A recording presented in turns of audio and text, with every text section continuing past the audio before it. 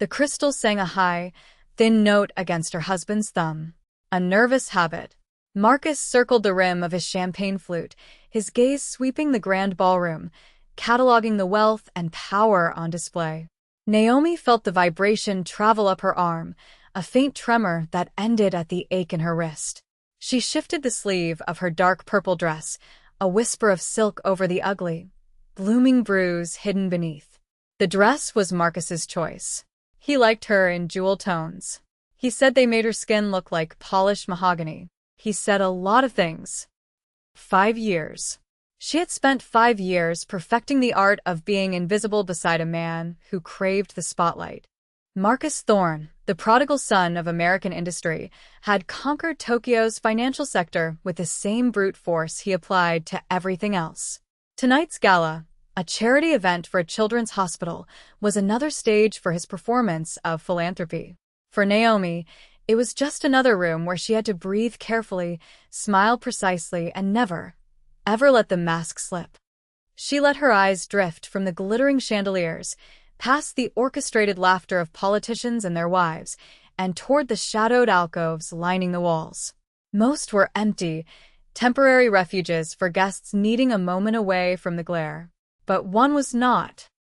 He was a ghost, a rumor she had thought long buried. He stood in the deep shadow of a marble column, a void in the shape of a man. The light barely touched him, but it was enough. Enough to glint off the obsidian silk of his suit, tailored with a severity that made every other man in the room look like a boy playing dress-up. Enough to catch the edge of the intricate ink that crept just above the stark white collar of his shirt, a dark vine climbing his neck. He had not been seen outside the walls of his Shinjuku fortress in 5 years. The news had whispered of a self-imposed exile, a retreat after a bloody internal war that left him the undisputed master of Tokyo's underworld. Kazuki Tanaka. The name was a shard of ice in her memory. He was perfectly still, a predator conserving energy, his presence a palpable drop in the room's temperature that only she seemed to feel. And he was looking at her. Not at the crowd, not at Marcus beside her. Directly at her. His gaze was a physical weight, pinning her in place. Nothing had changed in his eyes. They were the same cold, intelligent black she remembered, the kind that saw everything you were trying to hide and made no judgment, only a quiet calculation. 5 years ago, she had run from that gaze, from the world of disciplined violence and silent oaths it represented. She had chosen a different life, a safer life. She had convinced herself it was the right choice. Marcus leaned in, his breath hot and smelling of expensive champagne. "Stop staring off into space, Naomi. People are watching." Smile, his fingers tightened on her arm, a proprietary grip that was almost casual. Almost. Her sleeve shifted again, just a fraction. But a fraction was enough. From across the room, she saw Kazuki's focus narrow. His head did not move, but his eyes, those lethally calm eyes, dropped from her face to her arm, to the point of Marcus's grip. Then they flickered down to her wrist, where the silk of her dress had ridden up, exposing a sliver of mottled purple and blue skin against her brown wrist. It was a momentary lapse, a flicker of imperfection in her carefully constructed facade. But in his world, a flicker was a confession. The air in her lungs turned to glass. He saw it, and the absolute stillness he projected fractured. It was a change so subtle no one else would have noticed. A slight shift in his shoulders. A tension in the line of his jaw. He pushed himself off the wall, a single, fluid movement that detached him from the shadows. He moved like the room owed him space. People parted for him without knowing why, a collective, instinctual retreat from something their civilized minds could not name, but their primal brains understood perfectly. "Who the hell is that?"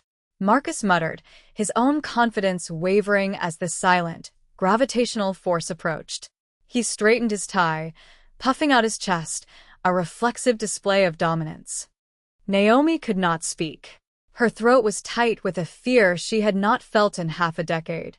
It was not fear of him, not exactly. It was fear of what he brought with him. The truth. He stopped a few feet away, close enough that she could smell the faint, clean scent of sandalwood and something else, something metallic and cold, that always clung to him. He did not acknowledge Marcus. He did not acknowledge anyone. His eyes were locked on hers. "Naomi," he said. Her name was different in his mouth. Not the clipped, impatient sound Marcus made, but a low, quiet statement of fact. It held 5 years of silence within its 2 syllables. "Kazuki," she managed, her voice a strained whisper. Marcus, incensed at being ignored, stepped forward. "I'm sorry, do we know you?" he asked, his tone dripping with condescension. "This is a private event." Kazuki's gaze slid from Naomi to Marcus. It was a slow, deliberate movement and assessment. He looked at Marcus's expensive watch, his perfectly coiffed hair, the arrogant set of his jaw. Then his eyes landed on the hand still gripping Naomi's arm. The temperature dropped another 10 degrees. "Let go of her," Kazuki said. It was not a request. It was an order delivered in a voice devoid of heat or emotion, which made it all the more absolute. Marcus laughed, a short, ugly bark. "I don't know who you think you are, but this is my wife. I'll touch her however I please." To punctuate his point, his fingers squeezed harder. A flare of pain shot up Naomi's arm, and she flinched, a small, involuntary movement she instantly regretted. That was the mistake. Kazuki moved. It was not fast, it was just efficient, surgical. One moment he was standing there, the next his hand had closed around Marcus's wrist. There was no sound, no struggle. Just a quiet, immense pressure.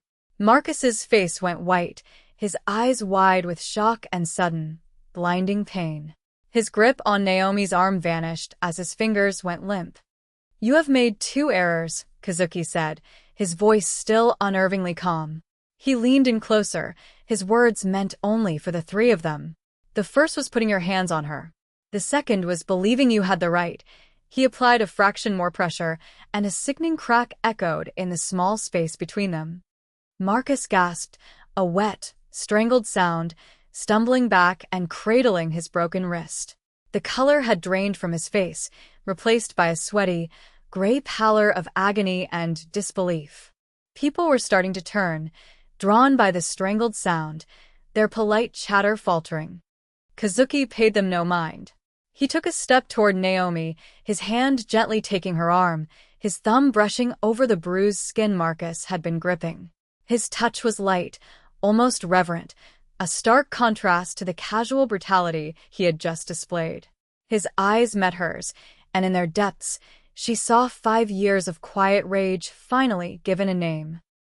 "You are coming with me," he said. And Naomi, who had spent 5 years building a fortress of careful lies to protect herself, found she had no strength left to argue. She nodded, a single, silent admission of defeat. The life she had chosen was over. The one she had run from had just come to claim her. That was the moment everything changed. The ballroom, the music, the life she knew. It all dissolved as he led her away, his presence a shield and a cage all at once. He led her through a side door she had never noticed, into a service corridor that smelled of bleach and wilted flowers. The noise of the gala faded behind them, replaced by the hum of fluorescent lights. 2 men, as impeccably dressed and silent as Kazuki, materialized from the shadows. They flanked them without a word, their presence an unspoken promise of violence. A black sedan, long and sleek as a shark, was waiting in the alley. One of the men opened the rear door. Kazuki guided her inside, his hand a firm, steady pressure on the small of her back. The door closed with a heavy, final sound, sealing them in a world of tinted glass and expensive leather. The silence inside the car was absolute, a living thing that pressed in on her. The car pulled smoothly into the neon-drenched streets of Tokyo. The city lights slid across Kazuki's face, casting sharp shadows that defined the hard planes of his cheeks and jaw. He said nothing, simply watched the city pass by, as if committing it to memory. Naomi sat rigidly, her hands clasped in her lap, the ghost of Marcus's grip still burning on her arm. "Where are we going?" she finally asked, her voice small in the vast quiet. Home, he replied, without looking at her. My home. The word hung between them. His home had once been a place of strange comfort for her, a sanctuary of quiet gardens and shoji screens in the heart of the city's chaos. But she had left. Now, returning felt like a surrender. You can't just take me, Kazuki. I have a life. A husband. The words tasted like ash in her mouth. He finally turned to look at her. His expression was unreadable, carved from stone. That man is not your husband. He is your keeper. And his term of service has expired. He reached out, his movements slow and deliberate, and gently took her hand. He turned it over, his thumb tracing the edges of the dark purple bruise on her wrist. It was an ugly mark, a testament to a private, daily horror. How long? He asked, his voice a low rumble. She wanted to lie. She wanted to pull her hand away and tell him it was an accident, that she had fallen. It was the story she told herself, the one she presented to the world. But the lie withered under his gaze. A while, she whispered. His jaw tightened. 5 years ago, he said, his voice flat, you told me my world was too dangerous. You said you wanted peace. Safety. He looked from the bruise on her wrist back to her eyes. Did you find it? The question was a knife, twisting in a wound she had refused to acknowledge. She had traded the visible danger of his world, the world of men with guns and unspoken loyalties, for a hidden, domestic danger that was somehow worse. At least with Kazuki, the threats had been honest. They wore their menace openly. Marcus's violence was cloaked in love and concern, whispered behind closed doors where no one could see the scars. She pulled her hand back, wrapping her arms around herself. It's not your concern anymore. You made it my concern when you walked into that ballroom tonight, he countered, his voice like cold steel. You think I haven't known? That I didn't know the day you married him? I honored your choice, Naomi. I stayed away because you asked me to. I gave you the peace you wanted. He paused, and a flicker of something raw and unguarded crossed his face. I see now that was a mistake. My mistake. There it was. The vulnerability he so rarely showed.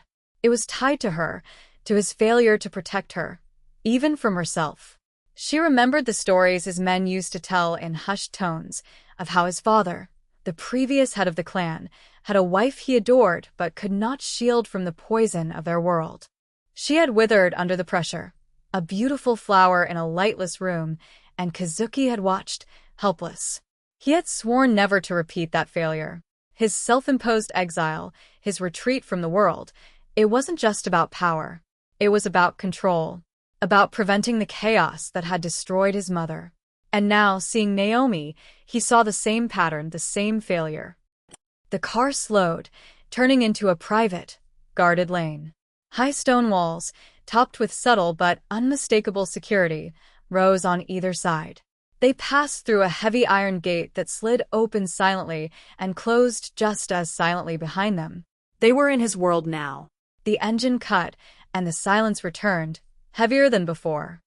Kazuki got out and came around to her side, opening the door for her.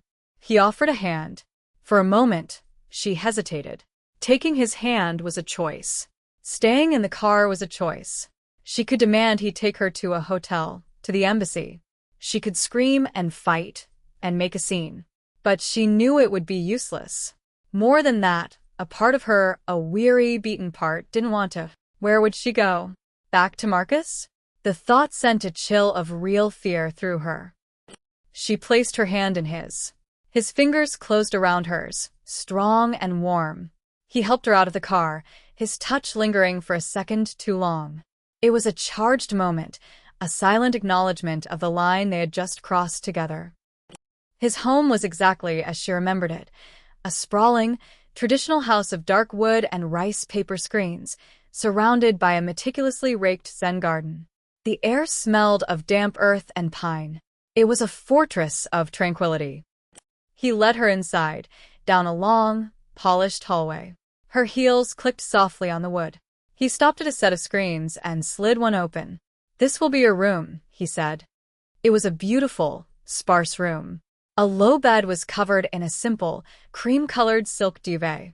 A single, perfect scroll painting of a cherry blossom branch hung on the wall. A set of floor-to-ceiling glass doors looked out onto a private section of the garden, where a stone lantern stood beside a small, gurgling spring.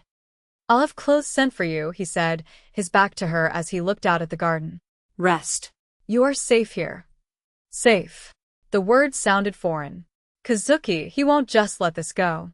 Marcus is a powerful man. He has connections. "So do I," he said simply, turning to face her. The light from the garden lantern cast his face in shadow, making his eyes seem like black holes. "His connections are built on money. Mine are built on blood and loyalty.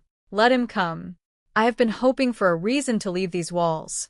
He has just given me 1 inch." The threat was implicit, a cold promise that sent a shiver down her spine.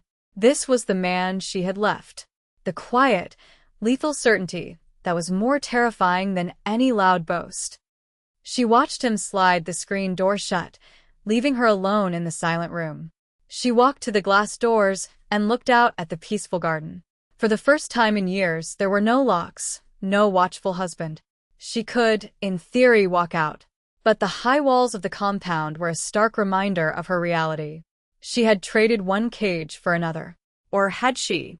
Here, in the quiet, with the sound of the spring trickling nearby, she felt a sliver of something she had not felt since the day she left him. Not peace, but the absence of fear. She told herself it was survival instinct, a simple choice for the lesser of 2 evils. But as she touched the cool glass, she knew, with a sinking feeling, that she was lying to herself. She had made a deliberate choice to take his hand. And a part of her was relieved he had come for her. The next 2 days passed in a strange, suspended reality. A silent, older woman brought her meals on lacquered trays and a selection of simple, elegant clothing in silks and soft cottons. Kazuki did not come to her room again. She saw him only in glimpses, a dark figure crossing a distant part of the garden, or a silhouette behind a screen, deep in conversation with his lieutenants. The house was a hive of quiet, purposeful activity. Men came and went, bowing low to him, their faces grim. The air hummed with a tension that was both unsettling and, to her shame, exhilarating. On the 3rd morning, she woke to the sound of rain drumming softly on the roof.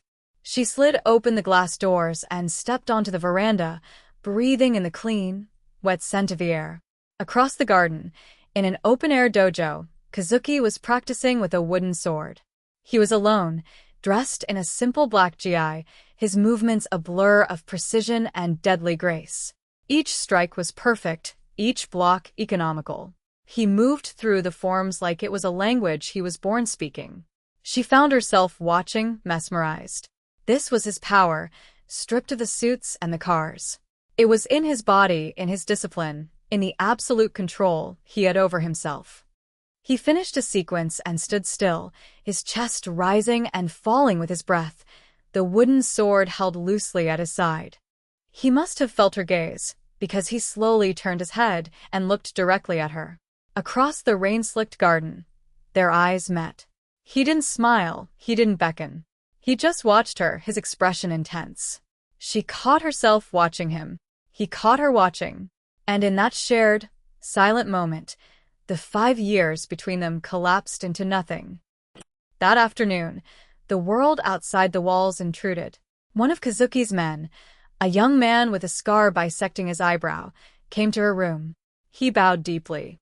"Tanaka-sama requests your presence," he said, his voice respectful but firm.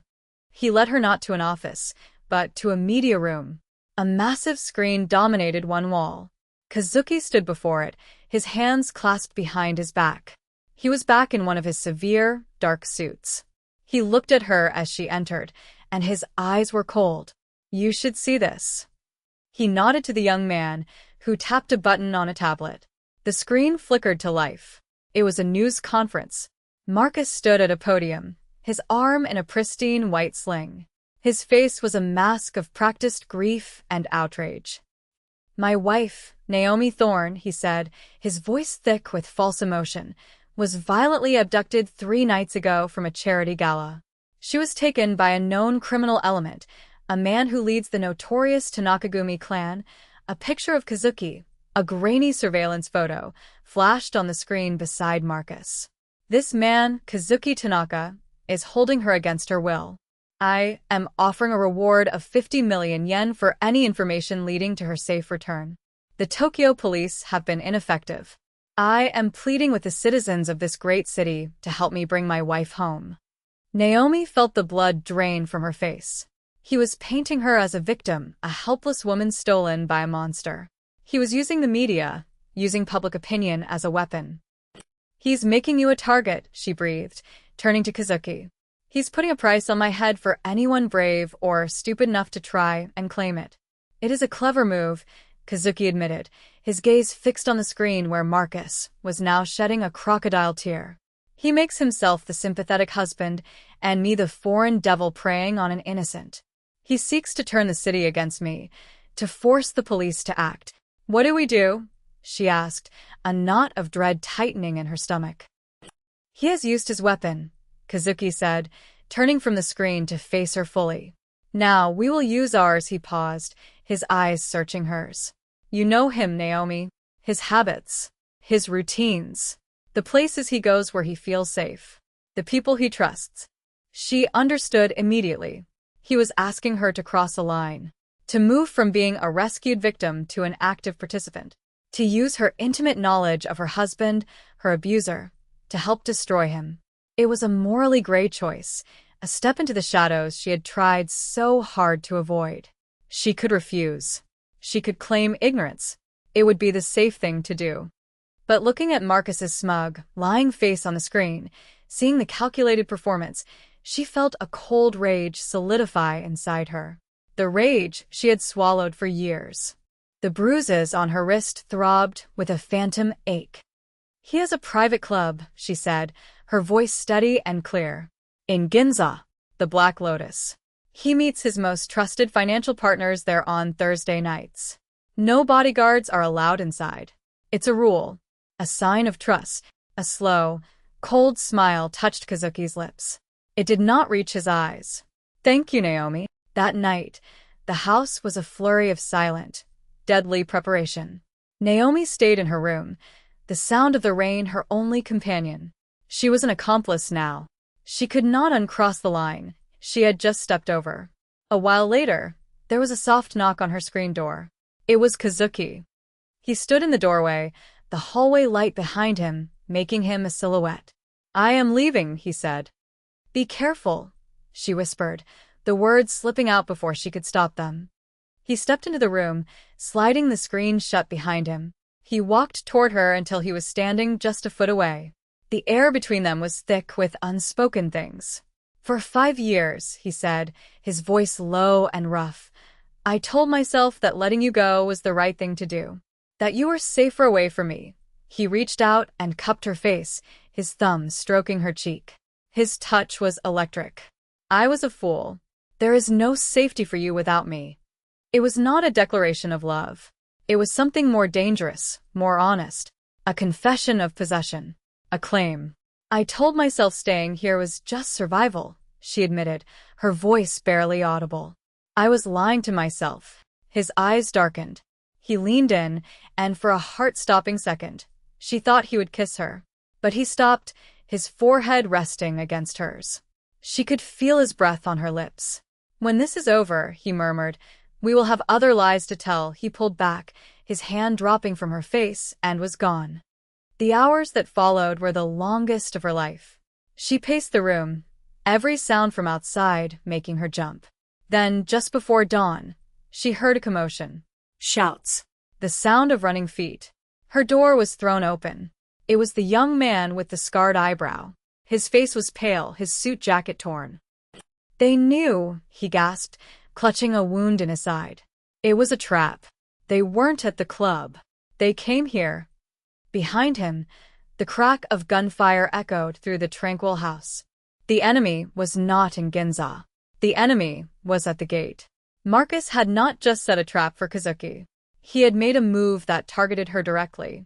He had come to the one place she was supposed to be safe. The war had come home. He shoved a small, cold pistol into her hand. The west garden wall. There's a hidden gate. Go. To Nakasama's orders. Panic seized her, cold and sharp. Where is he? Where is Kazuki? Buying you time, the man grunted, leaning against the doorframe. Now go. Gunshots, closer this time. She could hear the splintering of wood and the shattering of glass. The sanctuary was being torn apart. But she couldn't run. Not again. She had spent 5 years running, and it had led her right back here. She looked at the gun in her hand, then at the chaos erupting in the home that had become her strange refuge. In that moment, a decision crystallized within her, hard and clear as diamond. She would not be the woman who was rescued. Not this time. She turned and ran, but not toward the west garden. She ran toward the sound of the fighting. She navigated the familiar hallways, her heart pounding a frantic rhythm against her ribs. She found him in the main courtyard, the Zen garden now a battlefield. 2 of his men were down. 3 of Marcus's hired guns were closing in on him. Kazuki moved among them like a wraith, a short blade in his hand, a crimson smear on his cheek. He was a whirlwind of lethal precision, but he was outnumbered. From the shadows of the veranda, Marcus appeared, a smug, triumphant look on his face. He held a sleek, silver pistol, and it was aimed squarely at Kazuki's back. "It's over, Tanaka," he called out. "You should have stayed in your hole." Kazuki dispatched the last man and turned, his eyes locking on Marcus. He saw the gun, but there was no time. He was too far away. Naomi acted without thinking. She raised the pistol the young soldier had given her. The weight was unfamiliar but solid. She remembered Marcus at a shooting range once, boasting about his aim, forcing her to watch. "You see, Naomi? It's all about control." She extended her arms, her hands surprisingly steady. She lined up the sights on Marcus's shoulder. She didn't want to kill him. She wanted to stop him. She squeezed the trigger. The recoil slammed her shoulder, and the sound was deafening. Marcus screamed, a high, thin sound of shock and pain, and his gun clattered to the stones as he staggered back, clutching his shattered shoulder. The courtyard fell silent. Kazuki stared, first at the wounded, whimpering form of Marcus, then at Naomi, standing on the veranda, the pistol still held in front of her. Her hands were trembling now, the adrenaline starting to fade, but her eyes were fierce. He walked toward her, his steps slow and deliberate. He stopped in front of her, his gaze sweeping over her, checking for any injury. He gently took the gun from her hands and set it down. Then, he reached up and touched the side of her face, his fingers tracing the line of her jaw. "I told my man to get you out," he said, his voice low and rough. "I know," she replied, her own voice shaking slightly. "I decided not to listen." A look of something profound and undeniable passed through his eyes. It was not relief. It was acknowledgement. He saw her, not as a woman he needed to protect, but as an equal, a partner who had stood her ground in his world. He had saved her from the gala. She had just saved him back. The debt was paid. His men secured Marcus, dragging him away, his protests dissolving into pained whimpers. The cost of this night was high. His home was damaged, his men were wounded, and the peace he had so carefully cultivated was shattered. But in the ruin, something new had been forged. He never took his eyes off her. "He will no longer be a problem," Kazuki stated, a final, cold promise. He did not need to elaborate. She knew what it meant. Nothing in this world was free. Marcus's life was the price for their future, and she, by her own hand, had helped sign that warrant. He led her back inside, through the debris and the lingering smell of cordite. He took her to his own private quarters, a space she had never been allowed to enter before. It was as sparse and disciplined as he was. He went to a small cabinet and poured 2 glasses of whiskey, handing one to her. Their fingers brushed. She took a sip, the liquid fire a welcome shock to her system. The silence between them was not empty. It was filled with the events of the night, with the choices they had both made. He stood by the window, looking out at the first gray light of dawn breaking over his scarred garden. You belong here, Naomi, he said, not looking at her. It was not a question. It was a statement of absolute fact. She walked to stand beside him. She could see their reflections in the glass, two figures standing together against the backdrop of a world they had almost lost. She could leave. Even now, she knew he would let her go if she truly wanted to. The doors were no longer locked, but the world outside was no longer an option. She had crossed a line, and there was no going back. The woman who had left him 5 years ago no longer existed. In her place was someone stronger, someone more dangerous, someone who had stared into the violence of his life and had not flinched. She did not answer him with words. Instead, she reached out and took his hand. His fingers, strong and calloused, intertwined with hers. It was a choice, a silent oath. The fighting was over, but the war for their life together was just beginning. And for the first time, she was not afraid. She was ready.